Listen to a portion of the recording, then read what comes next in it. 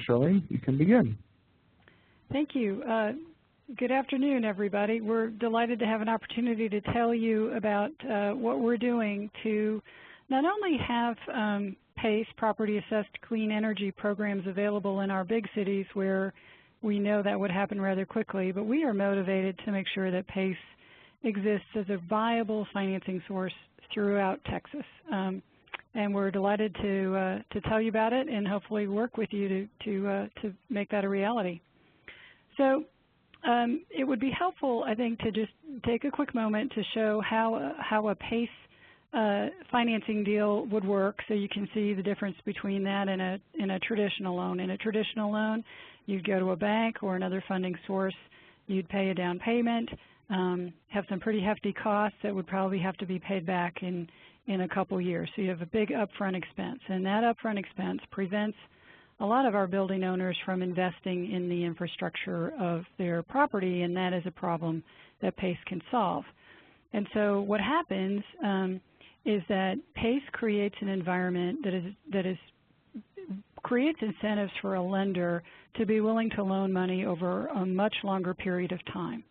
And if you can stretch that loan out long enough, then your actual utility savings that you get from the improvement can help pay for or totally pay for the cost of that improvement in the first place.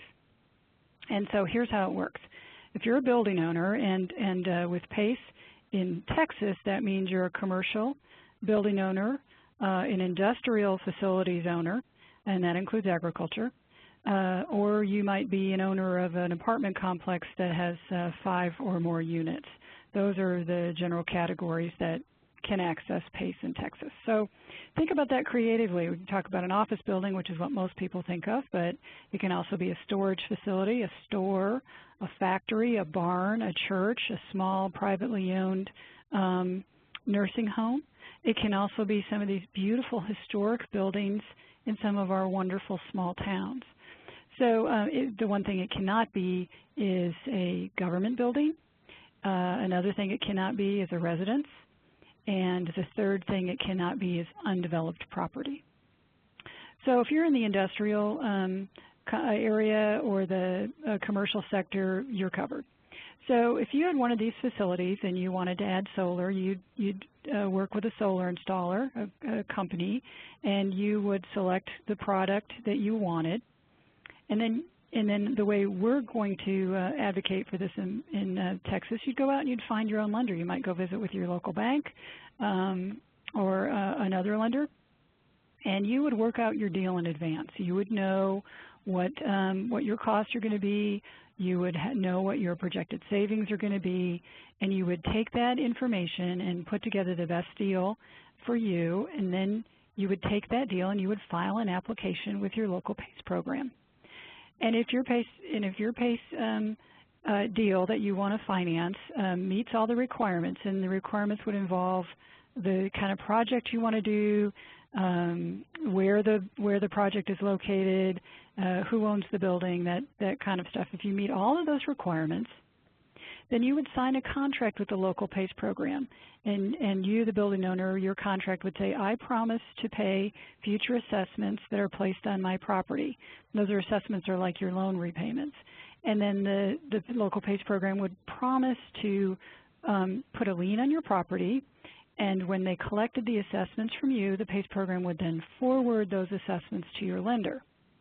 The contract, there would also have to be a separate contract with the lender and the PACE program as well, and in that is where the local program would promise to pay the lender, and they would have all the other legalese required for that deal, and so then you would move forward. So the project would be installed with the funding provided up front by the lender, and then over time, the property owner, would get a bill, an assessment bill, and you would pay that to the PACE program, and the PACE program would forward that on to the lender. And you would receive those bills until that loan was paid off. Now, how long would that be? Well, this is the beauty of PACE. It would be as long, you could stretch it out as long as you need to, so that the savings you achieve pay for that assessment. So you basically be ending up getting a new solar installation without having any down payments and without having to use your own money. Another way to put it is that you would take the money that you're throwing away by paying a utility, and you would create economy with that. You would capitalize that, and those savings would, in essence, end up paying for the new project. So we're going to get into it in a whole lot more detail, but that's sort of a layout of what one of these PACE applications and one of these PACE projects would look like. So it's tremendous benefit for a municipality or a county in Texas to create one of these programs, because it would allow the local community to participate in significant economic development. So the anticipation is that PACE, if it applied across the country, would result in $28 billion in economic activity, over $1 trillion in energy savings, over 3 million created new jobs, and then the environmental benefits would be tremendous as well. Not only that, but a local community would have dramatically improved building infrastructure. We're going to talk about why and why PACE solves this problem, but frankly, across America, we have buildings where people have not maintained the infrastructure, and it's becoming a real problem. The entire PACE program is voluntary. It's voluntary for a community to decide whether or not they want to even offer this program. It's voluntary for the building owners, the property owners, to decide whether or not they want to participate. If they do participate, we have highly motivated opportunities for significant private sector water and energy conservation. And right now in Texas, that's really important. The voluntary private support for projects that result in energy conservation and water conservation is terrific, because it also helps the local community meet their goals. We have a lot of cities in Texas that have made goals for reducing their carbon footprint. We have other cities that have accepted the Better Buildings Challenge. And all of those types of goals and aspirations can receive a terrific boost from the private sector initiatives that can now be paid for with PACE. So PACE in a Box is a product that we are now trying to create across Texas, only because we were successful in obtaining the legislative passage and the governor's signature on SB 385. It was sponsored by Senator John Corona and by Representative Jim Keffer, and we are very, very grateful to these forward-thinking legislators. So we went out to the community and said, this is much more than an environmental bill. This is actually a wonderful economic development opportunity that has terrific environmental benefits. And because we presented that economic opportunity along with the fact that this was a bill that was totally devoid of mandates and extra costs, that what we were really doing was creating the first ability for a building owner to actually have a business opportunity that makes sense to get them access to these savings that they've been prevented from realizing. Business jumped on board, and that has been a terrific secret and to our success. But we had a wonderful coalition, and I'm very proud of the fact that we had the Environmental Defense Fund and the Texas Association of Manufacturers both supporting the bill. We had the Texas Renewable Energy Industry Association, one of our huge supporters, a wonderful group to work with, supporting the same bill as Dow Chemical. And so we have really had folks who've not ordinarily been on the same page, all on the same page here. And what has been a very happy accident is that these groups have stayed together, not just to get the legislation passed, but also to help us bring it about in Texas in a common sense way. And that's what we really want to talk to you about today, how we're going to make this happen throughout Texas. So why is that important? if you look at the pie chart on the left, you'll see that across America, when you add the power used by industry and the commercial sectors, you get to 50%. So a commercial industrial PACE bill can make a dramatic improvement by addressing 50% of the power consumed in the United States. But when you look at the Texas pie chart on the right, the power consumed by the two sectors, commercial and industrial, is actually 63%. So we have a huge opportunity in Texas. Another opportunity that may seem obvious from that pie chart is that our industrial sector uses half of the energy used by industry in the state, in Texas. So if we can create a PACE program that is relevant to the industrial sector, we can save an enormous amount of energy consumed in the United States, and we can make a big difference in the pressure that is currently being put on the grid. That is a new way to look at PACE.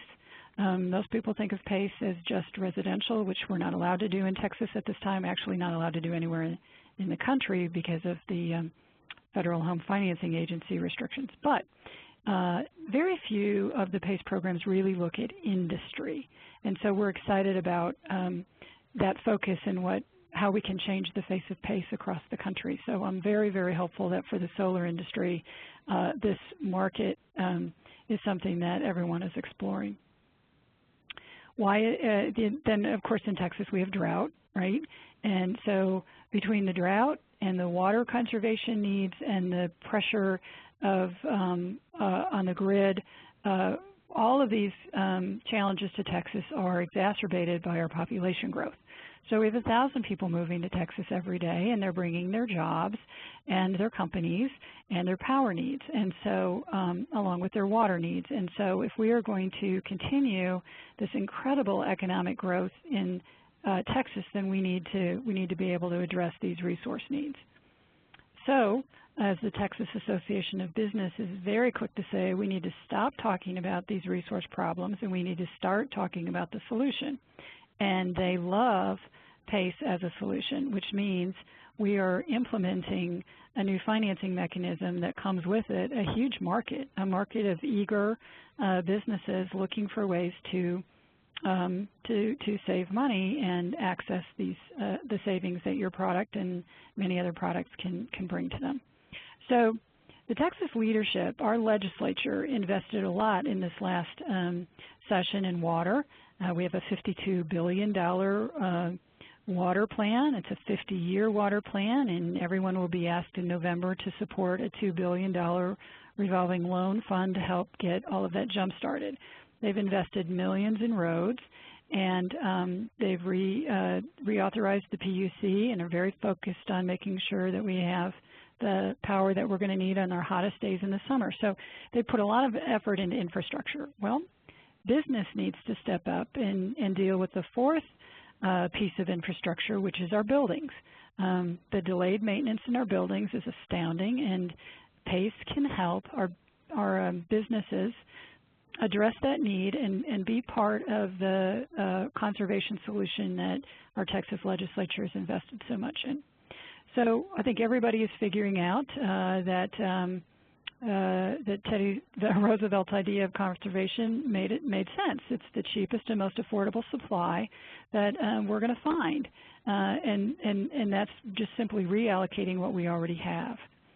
So the old approaches that have been huge turnoffs for business, the mandates, which of course had the same costs, tax incentives and are a problem for business because they siphon money away from local governments. And so business supports PACE because it doesn't have these market distortions that have bothered business in the past. PACE is a totally new approach. So we're capitalizing on the energy savings. If the United States businesses waste $60 billion a year annually on energy, that's $60 billion they can save by becoming more energy efficient. Scaling up to those retrofits creates economy that far exceeds the savings of those building owners. someone has to provide the resources to make this equipment. Then someone has to make it, and it has, so there's a whole manufacturing component to this. Then that equipment has to be delivered. So there's transportation economy. And then ultimately it has to be installed and maintained. And those are local jobs, and those are jobs that are not going to go away.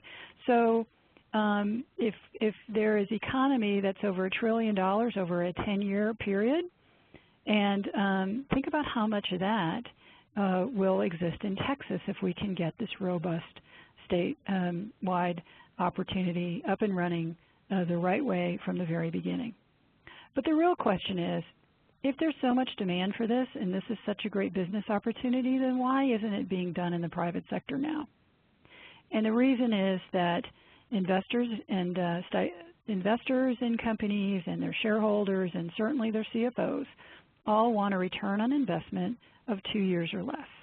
They can take their money and they can put it into growth in the core part of their business and recoup that funding in 2 years or less. It's impossible for these retrofits or renewables to compete because the paybacks are 5, 10, 15, sometimes 20 years long. And so it is almost impossible to get a company to invest in the infrastructure, and that is the problem that we're addressing with PACE. PACE solves these problems. So let me give you an example. So this is a 5-star hotel in Austin, and this summary bid sheet was created for this hotel about 4 or 5 years ago. And the investors in the program were in this, so what you'll see here is a holistic approach. Much of the energy conservation measures were replacing the chiller and the cooler and the controls that go with that. But you'll see some lighting retrofits in here, and there's some water conservation retrofits. Now for a hotel, that might be replacing the toilets. It could be improving the irrigation. But all of those things together, it could also be reusing the water, the gray water through the cooling towers. There's a number of things that can be done, or using the gray water on the irrigation system, for example. But anyway, the bottom line is they could have saved almost, well, the project would have cost almost $2 million. It was $1,800,000, but their annual utility savings was $280,000. That's almost $300,000 a year, every year, forever, right? Those are reoccurring savings. But if you look at the arrow, the problem was that this project would not pay for itself in less than 6.4 years, and the investors said no. Now, the project would have almost paid for itself by now, but those investors were right. They sold the building last year, and they never would have recouped a dime. So they would have lost money on this, and that is the problem over and over and over again, and that is the problem that PACE fixes. So how does PACE fix that problem? Well, let's look at the current barriers today. I don't have enough money. Well, or I'm going to put my money in my core business, which in the case of the hotel would probably be mattresses in the lobby. Well, the PACE solution, you don't need to use your own money. You don't need a down payment, and the costs, which you would pay back through the assessment, are spread over time with the savings. So the utility savings pay for the project. Another barrier, I don't want to take out a loan. A loan makes my building, makes the operating capital in my building look bad, the operating income, and therefore my building won't look good to future buyers. I don't have the right credit rating. A lot of lenders are very uncomfortable lending for projects, renewables, or for projects like chillers and boilers, because it's not like they can come and take that collateral out if the building owner doesn't pay. So it's just not attractive to lenders. But let's look at the PACE solution. The repayment is through a senior lien. So the lender with PACE has a very secure position, unlike coming and taking a boiler out. It's just not going to happen. With PACE, it's very secure. The second thing is PACE is backed by the property, not by the owner and not by the equipment collateral. So the lenders like PACE because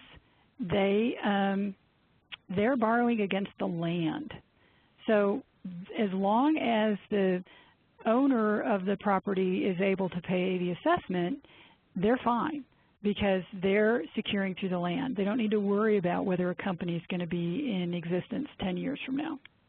Makes it a very safe, attractive, long-term proposition for the lenders, which is why they're willing to make it available at a reasonable cost to the building owners. The third issue is the one we just talked about with the hotel. I don't know how long I'm going to own this building, so why would I put in a 5, 10, 15-year investment? I'm not going to do it. It's bad business. With PACE, the wonderful thing about these assessments is that they stay with the land. They never accelerate. If the building owner puts in a PACE project, that's a 10-year assessment. They pay for the first 3 years and then they sell the building. The new owner pays the remaining 7 years. And so the person willing to finally invest in the infrastructure they're building doesn't have to worry about paying the whole thing off. They only pay for what they use. And you might say, well, why would a new owner want to buy a building that has a PACE assessment on it? Well, the building has been upgraded, and the current owner can show that that assessment is actually less than the utility savings that that new owner would have otherwise paid. So in a, let's go down to the next barrier. In a commercial situation, an owner, most of the leases are called what we call triple net leases, and that means that the building owner pays 100% of the capital costs, and the tenant pays 100% of the operating costs, which are utilities and taxes. Well, why would an owner invest in $1.5 million in a new chiller if the tenants get 100% of the savings? There's nothing in it for the building owner. But with PACE, the assessment is considered an operating cost, and so now the tenant pays the assessment, but the tenant also gets the improved savings, and the tenant should come out ahead cash flow wise, and now the tenant also has air conditioning that works in the building, and so the tenants benefit as well as the owners. And then the final thing is there has been real skepticism about whether the savings really do pay for themselves, whether that investment will ever bear fruit. But now, with the new PACE law, a third party, an independent third party, has to review the project to verify that those savings are achievable and objectively achievable. Most of the contractors guarantee their work, and there is now insurance available, and some of the lenders may require that insurance, but there are any number of ways now where these measurements and verifications of savings are becoming national norms, the standards, and so implementing that across Texas is incredibly important, and we want to make sure they're measured the same way in Beaumont as they are in Amarillo. So that's a key part of this. Okay, so the secret to PACE and Box are the assessment and the senior lien. And those are things that the assessment is why we have the government involved. That is an economic development tool that has been successfully used in Texas for over 30 years. And so we are excited to bring that assessment to allow us to finally crack the code on reaching the private sector for these energy improvements and water improvements. So for those of you who are familiar with property improvement districts or PIDs, think of PACE as a one-building PID. This is an economic development use of assessments that our our municipalities are very comfortable with, so we are really building on that model. And since the cost of the overhead of the PACE program, the government's role in providing the PACE program, that can be folded into the assessment, so our local governments can provide PACE without having to use taxpayer dollars. And finally, as we talked about before, the assessments stay with the land and they don't accelerate. So those are the real benefits. So here's the fine print. If there's an existing mortgage, and this is going to be a situation mostly in commercial, you're going to have to get the written consent of the bank because the PACE lien jumps ahead of the bank. There are very good reasons for a bank to agree. And Connecticut, which has one of the newer PACE models, is having almost unanimous consent and unanimous success in getting mortgagee consent. So we're very encouraged by that and looking strongly at that model. That consent model is something that we can duplicate here. And I'm pleased to tell you that our banking industry is very much involved in what we're calling PACE in a Box, which is our plan to make recommendations to local communities to make it easier for them to adopt PACE. They have to be permanent improvements to existing facilities. They have to conserve water, increase energy efficiency, and or add renewables or other on-site power generation like CHP. Our hope is that building owners will think holistically and not just do these one project at a time, but really look at the whole building and do a number of projects together. The good news for solar is that when you marry some of the more expensive projects with some of the projects that pay for themselves very quickly, like lighting, it brings the overall return on investment down significantly. If you think about that hotel example, the chillers had a 72-year payback. But when you added all that other equipment in, the actual payback was 6.4 years. So solar can enjoy the same benefits by holistically addressing a number of issues, whether it's better windows, better insulation, et cetera, to a building. So you have to have that independent review to protect the savings. The assessment should be less than the savings so that the savings pay for the assessment. Another thing is the assessment, the term of the assessment, 5, 10, 15 years, has to be less than the life of the improvement that the assessment is paying for. We're going to make sure nobody gets underwater on that. And then you can spread the assessment over up to 20 years, provided that it's less than the life of the improvement that you're adding to the facility. So here's what we're trying to do. We want to get PACE across Texas in a way that is truly workable. We're borrowing the best that's out there from other states, and we're trying to avoid some lessons learned. So we want to create viable, cost-effective, user-friendly, scalable, and sustainable PACE programs. What does that mean? We want uniform programs so that the transaction costs don't go crazy, so that a building owner and a contractor don't have to learn a new system every time they go to a new town. We want to have economies of scale so that PACE is available in rural areas, and the way to do that is to have regional programs, larger programs, and the statute is very flexible about having these organizations, government organizations, work together to have one PACE program instead of many. So in Texas, we have 1,400 municipalities. We have 254 counties. We don't want over 1,000 PACE programs. We also have opportunities to look at this regionally. We have 24 regional councils of government. We have water districts. We have any number of organizations in which counties and municipalities could work together to have larger programs. Larger programs also attract lenders and attract less expensive capital. So it's in everybody's interest that the programs be the same, that they be easy to use, that there's not a lot of confusion, that everybody's using the same documents and the same system. The other thing that's really important is that these programs are sustainable. We don't have we don't have any state resources to be underwriting this. The programs themselves are going to be paid back by a fee added to the assessment. So it can't be too big, or the PACE programs would be too expensive. We have to have quality PACE programs, but they need to be really lean and mean. And so we are working towards making sure that we achieve all of these goals.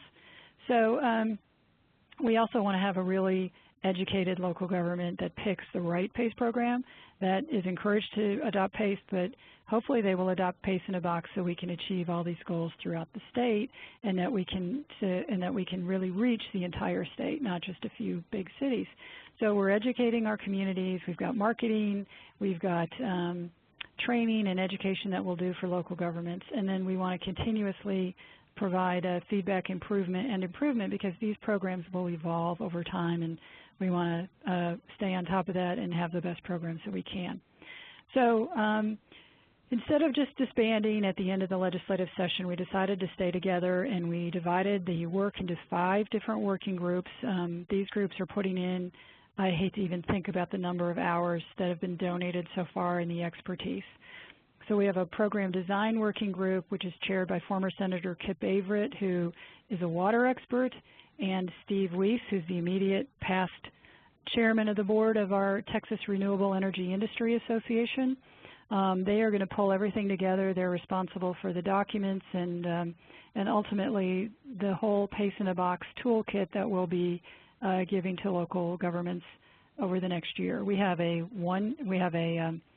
6-month design effort, which ends at the end of this year, and then next year we'll go out with a 6 to 9 month statewide marketing campaign. And the design working group is pulling everything together now in the design phase to get ready for that. The program underwriting working group is chaired by Steve Minnick from the Texas Association of Business, and that group is working on what buildings qualify, what projects qualify, and what owners have to do to qualify. And again, we're thinking very broadly to be as inclusive as we can while protecting the consumer. So the program technical standards working group, that's how do you measure and verify savings to ensure that what building owners are promised they're going to actually get. That is chaired by Doug Taylor, the director of our State Energy Conservation Office, which already does this for state buildings. And then our funding platform working group, we are doing something a little bit different in Texas in that we want all funders to be on an equal standing in front of the building owners, so the building owners have a full choice to use whatever funding works for them. And that is chaired by John Fleming, who's the general counsel to our Texas Mortgage Bankers Association, and having the banks on board and enthusiastically working on this financing opportunity is a huge win for Texas. Very, very excited about that. And then finally, our Education, Marketing, and Training Working Group is working on the design phase now, but they'll be taking the lead as we over the next year in reaching out to our communities, both the business communities and the local government communities, to get PACE up and running. And that is chaired by an incredible young marketing person with one of our firms in Houston. Her name is Callie Pace. So she's perfectly named for this. The point I'm trying to make is that we have just an enormous amount of quality investment going into this from every aspect of the affected parties, with very strong, well-respected leadership. And I want you to know that TRIA, our Texas Renewable Energy Industry Association, is intimately involved and has board members and their executive director placed on all of these committees and working groups and working hard on all of that. So finally, we really think this will be a success, and in our effort to launch it uniformly across Texas, working hard to get that right, but it has the potential to be transformational in Texas, and we're excited for our Texas communities. All authorities, local and voluntary. In the end, PACE in a Box is merely a recommendation to communities, but we think it will sell itself. Our taxpayer dollars are not necessary to make this a success.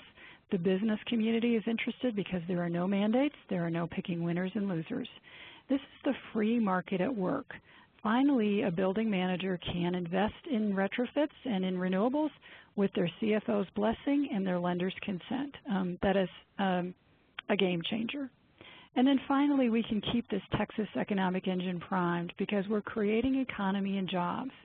Money that's burned now in utility bills can be capitalized and also contribute not only to the building owner, but to the local economy. So that is my presentation. I look very forward to chatting with you and answering whatever questions you may have. If you're interested in helping us, please send me an email. We can add you to our email distribution list so you'll have the latest information.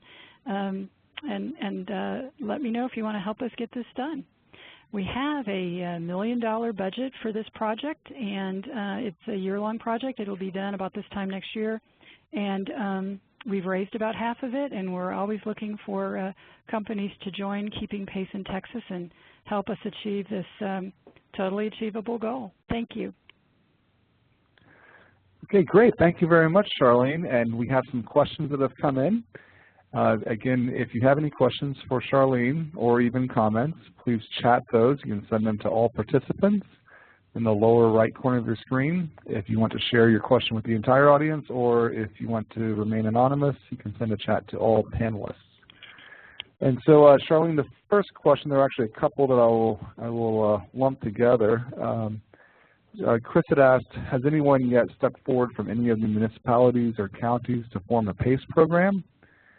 And if not, where would you think this is going to happen first, and when would the first PACE project be funded or start construction?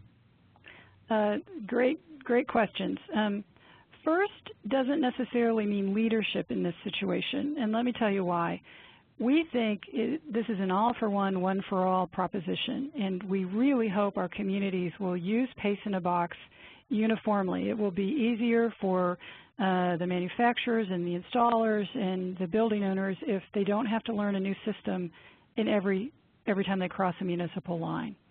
And so we are hoping that our local communities will wait for PACE in a Box. We're working like crazy to get it done, and our design completion deadline is the end of this year. So we hope our communities will wait and adopt PACE in a Box, because that will launch PACE more cost effectively and in a user-friendly way than anything else we could do. Having said that, Austin has adopted a resolution asking for what they need to do to get PACE adopted, and the wonderful news is that they are working very, very closely with us to work on the PACE in a Box model and hopefully to launch it regionally. I've spoken with a number of other towns, so there's a lot of interest in it, but I would encourage not a race to be first, but a very thoughtful, coordinated effort to, as quickly as we can, adopt the same program across the state. And we're happy to visit with anybody about that. And so if a jurisdiction were to stay inside your program and methodical, do you have any ballpark guess about when it would be able to implement the project and when construction could start? Is it going to be 2 years, 6 months? Oh, no, yeah, it's not going to be 2 years. So we're going to start at the beginning of next year with a statewide marketing and education effort. SECO, the State Energy Conservation Office, and SPEAR, one of our groups we're working with, will delve deeply into educating local communities. So we've also got the Texas Association of Business is going to be working with the chambers to be advocating for this. And we hope that the focus will be also on our counties, because that's how we're going to reach out to rural Texas and be able to reach industry and agriculture. So we could have 1,400 PACE programs. We could have a PACE program in every one of our municipalities and not reach 50% of our power use because it's industrial. So we're really concerned about going big. Having said that, once a community decides to offer a PACE program, PACE in a Box will be ready for them at the beginning of next year. They have to pass a resolution and a report on how it's going to work.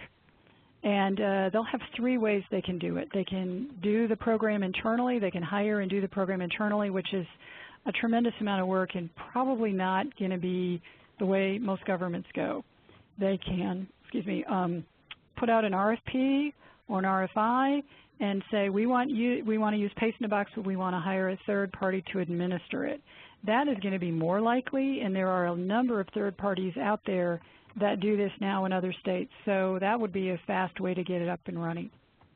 The third thing that we hope will happen is that we will have some regional programs, some regional folks who are willing to say, we're going to offer PACE in our region, and in that case, the local government would simply have to pass a resolution with a report that says we're joining this larger group. And that would be the easiest way for a local government to do it, and I think the less expensive way and the easier way for the business community to take advantage of it. So all of that hasn't played out yet, but I would expect to see PACE moving forward at a pretty fast clip and available in a number of places by the end of next year. Now, it's going to be really important that those first PACE projects be guaranteed winners that will be shining examples for everyone else. The worst thing that we could do is rush into a deal and have a project go bad and give the entire program a bad name. So we want to work carefully and methodically to get this right. Okay, great. There was a comment that you had made about many good reasons that a mortgagee would consent to a PACE project. Could you highlight some of those, and also why might a mortgagee not consent to a PACE project on a property they have a lien on? Okay. Well, let's start with the why they wouldn't. Mortgagees hate senior liens because if the property gets in trouble, that just pushes them farther down the totem pole, or up the totem pole. The totem pole isn't the right analogy. Pushes them farther down the list on getting paid back.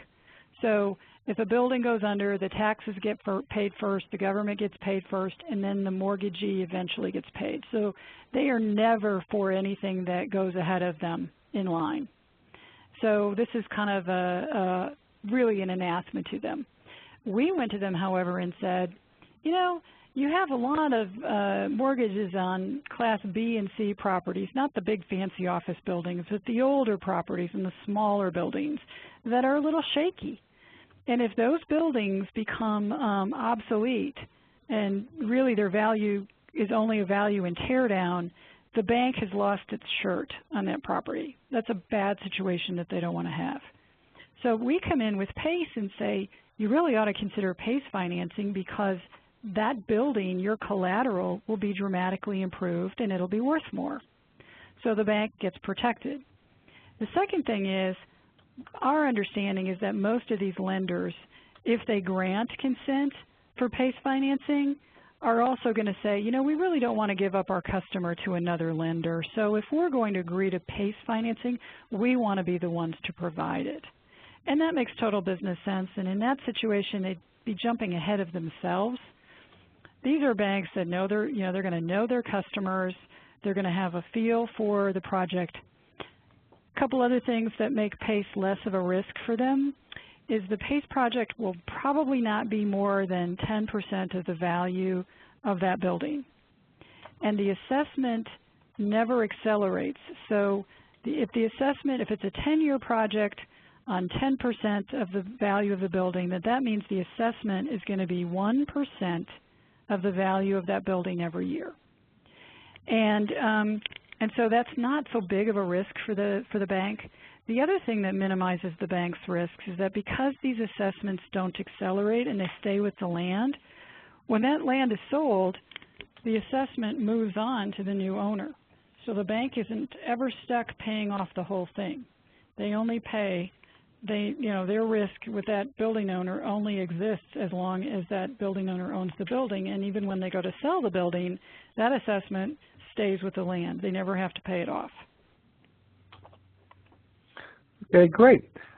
Next question we had was, does PACE compete with or is it compatible with leasing and PPAs, power purchase agreements? We're excited about the opportunity to be forward-thinking.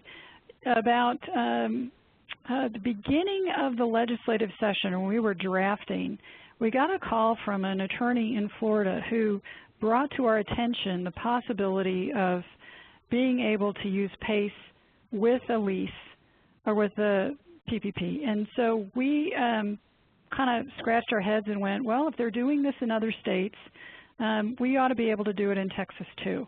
So the language is in the statute to do them together. And the idea, however, is that if you do PACE financing on a solar project, you're committing that that solar panel will stay on that building forever, that you cannot have a legal document that would allow you to remove it. However, with a leasing arrangement, you could set it up so that the tax credits or depreciation or some of the other economic items that come into play that can make the deal work, can the parties can decide who gets those, and that can make the deal more economical and make the deal work for both sides. So it's a little bit above my pay grade in terms of how it works, but it is being used successfully in Florida and Connecticut, and so I don't see any reason why we won't be able to use it here. It's in the authority to do that is in the legislation.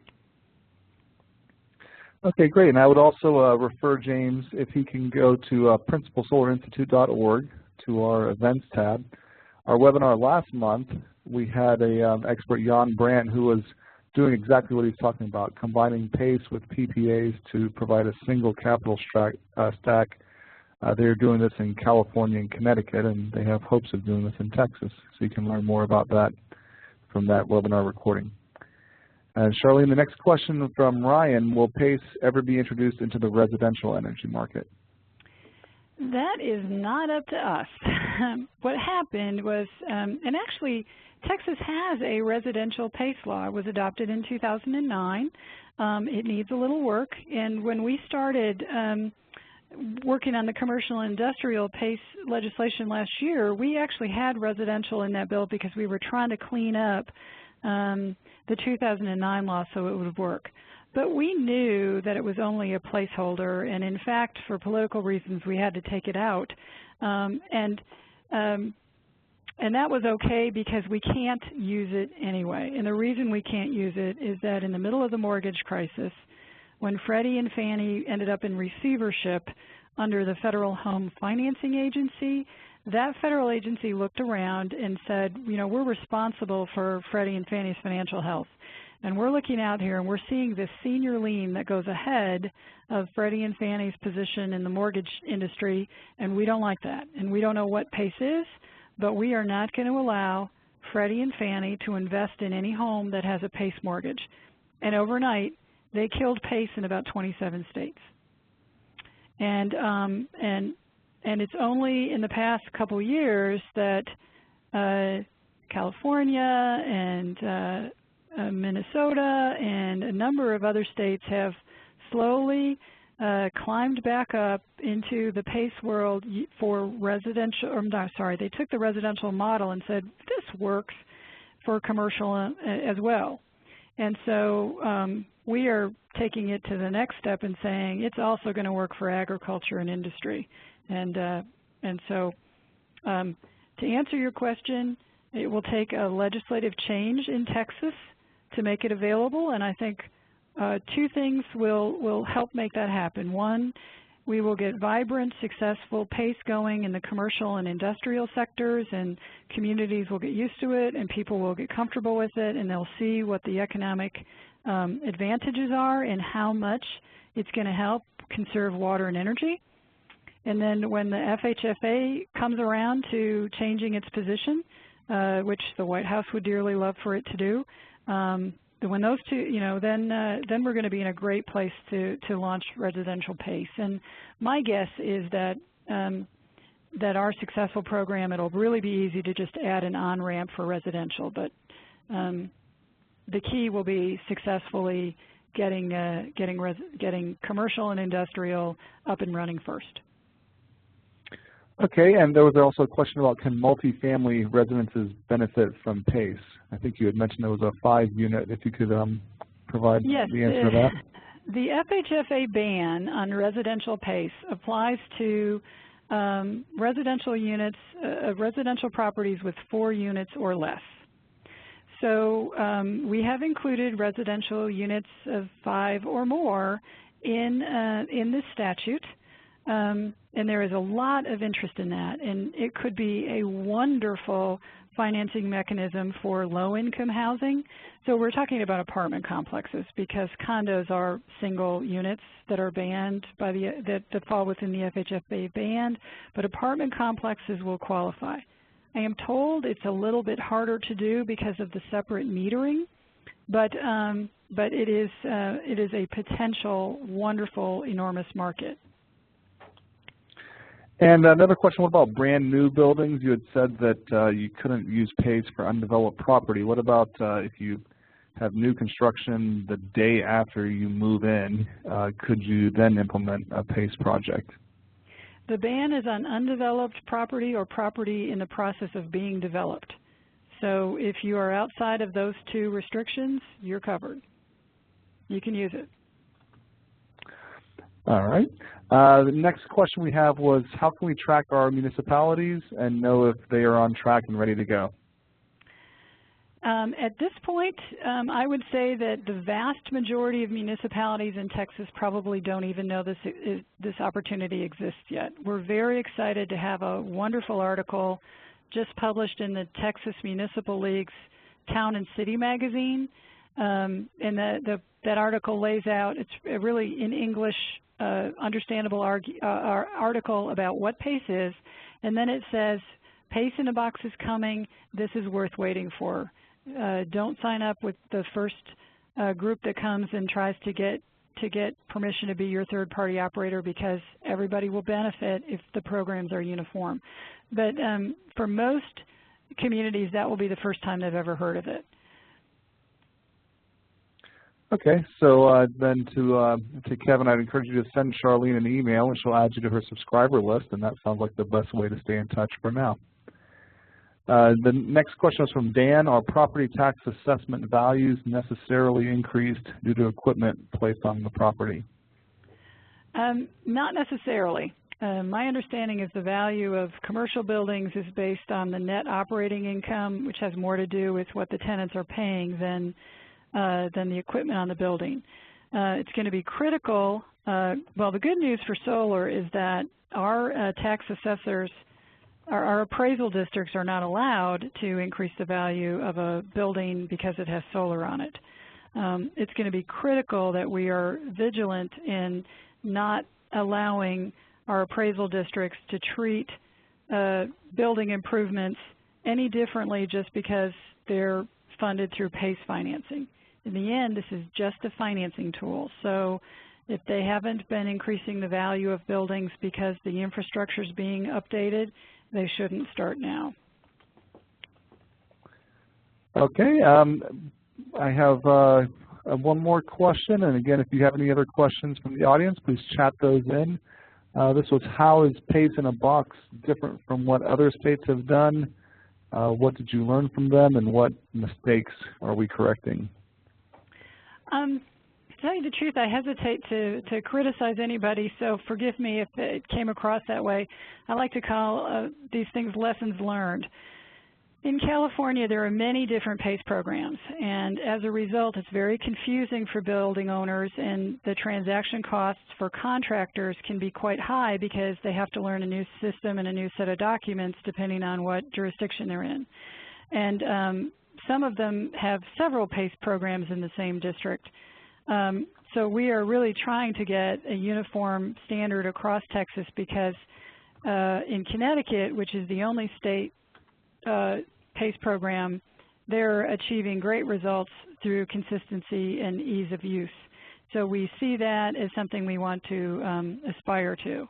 Another issue is that some of these programs are very expensive to run because they're very hands-on, they're very service-oriented, and we would love to offer all of that, but Texas doesn't do it that way, and we have no resources to have big, fancy, all-service models, so we need to have sustainable programs. So we're looking around for sustainable models so we don't end up with a situation where we run out of money and the program folds. Another improvement that we're trying to make is some of the programs in other parts of the country are exclusive or very limited in terms of the funding sources available to the building owner. Some of the, and we want to have a level platform so that the building owner has access to whatever funding they want to use. We're trying to standardize the measurement and verification numbers so that, again, it makes it easier for everybody to use and keeps the costs down. So those are a couple lessons learned that we're trying to avoid, and I would urge you to think of them as steps on the evolution ladder. We're going to promote what we think is the next rung on that ladder, but then someone else will come behind us and improve it again. And the good news about our statute is that it's really flexible. We are not going to have to go back to the legislature every time we want to make an improvement. There's a lot of flexibility in how the programs are run, so we have an opportunity to be able to continue that evolution because PACE is relatively new and good ideas are coming up all the time. So it'll be good to be able to take advantage of that. All right, and we have time for one more question. This is from James. Has PACE been used in shared or community solar projects in other states, and would this be possible to do in Texas? So it would be helpful for me to understand what shared or community solar projects means. Yes, so this is where there are typically a piece of land might be owned, and there might be dozens or even hundreds of individuals that contribute capital to this project. And in some states like Colorado, they have solar farms where, as an investor in this solar farm, you actually receive a benefit off of your electric bill. So, for example, you couldn't put solar panels on your own roof for some reason. You could take that $10,000 that you were going to spend to put the panels on your roof, contribute it towards a community solar project with 100 other people, and they might put together a very large project. You know, because our statute is flexible and because people in Texas are so amazingly creative about solving problems, I don't see any reason it couldn't be done. The combined heat and power, CHP, I don't know if you're familiar with that, but that's another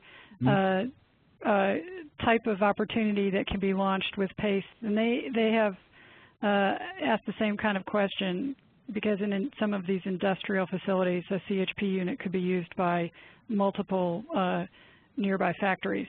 So here's what I'm thinking.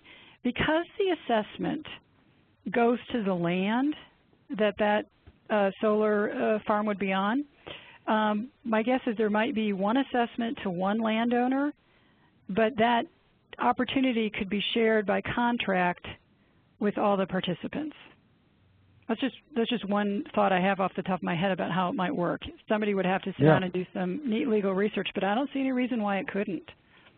Yeah, and one comment for James, there have been a lot of these community solar projects that were greenfield projects. It was just a undeveloped field and somebody puts 10 megawatts on. So my understanding is that would not be allowed under Texas law since it's not a developed property there. But if you were to put it on a mall or something, then we could probably work that out.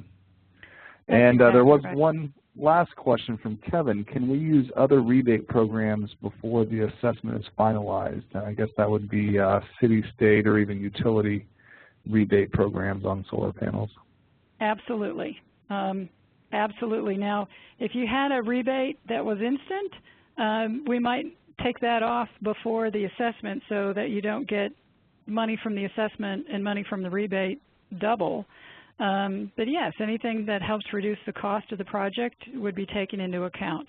And the idea is to make this work for everybody and to encourage this kind of investment. So we want to be as open to that as possible without being abusive.